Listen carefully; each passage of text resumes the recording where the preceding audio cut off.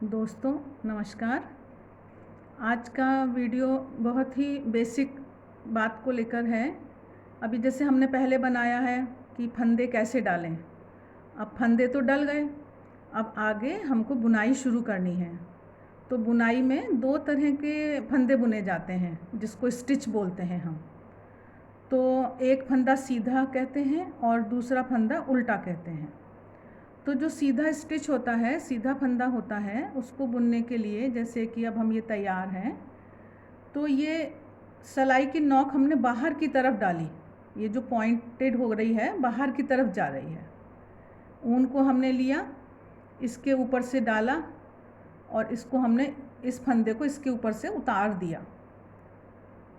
दोबारा देखिए, ये हमने सलाई को इस फंदे के अंदर डाला, वो बाहर चला गया, उसकी नोक बाहर की तरफ है। अब इसके ऊपर हमने ऊन लपेटी और इसको हम ऐसे ये स्लिप करा देंगे। ये हमने सलाई डाली, ऊन लपेटी और इसको हमने थोड़ा पीछे धक्का देकर इसको हम कहते हैं सीधा फंदा। अंग्रेज़ी में इसको कहते हैं निट, KNIT, निट। निट का मतलब होता है कि हमको सीधा बुनना है। जैसे कि हम लोग बहुत सारे YouTube चैनल में आजकल देखते हैं, तो अंग्रेज़ी के भी बहुत सारे चैनल उपलब्ध हैं। तो अगर हम ये थोड़ी थोड़ी भाषा सीख जाएंगे तो हमको वहाँ भी सीखने में सुविधा रहेगी। फिर से अभी हम इसको सब दोनों तरफ से अभी हम सीधा बुनकर ही पहले दिखाएंगे, उसके बाद हम उल्टा बुनकर दिखाएंगे। तो एक बार और दिखाती हूँ मैं। ये घुसाया, ये ऊन लपेटी और स्लिप करा दिया। ऊन को बाहर ले जाकर ये सलाई को बाहर ले गए हैं और ये स्लिप करा के बाहर ले गए, ऊन लपेटी और इसको ऊपर से उतार दिया। सलाई को बाहर की तरफ, हमारे शरीर की तरफ उसकी नोक नहीं है, बाहर की तरफ है। तो यह तो हो रही निट की बात। अब जो दूसरा फंदा होता है उसको कहते हैं उल्टा फंदा। उल्टा फंदा जो होता है, ये सलाई की नोक जो है ये हम अपने शरीर की तरफ रखेंगे। इस सलाई की नोक को हम अपने शरीर की तरफ रखेंगे और इस ऊन को लपेटेंगे और उसको ऊपर से उतार देंगे।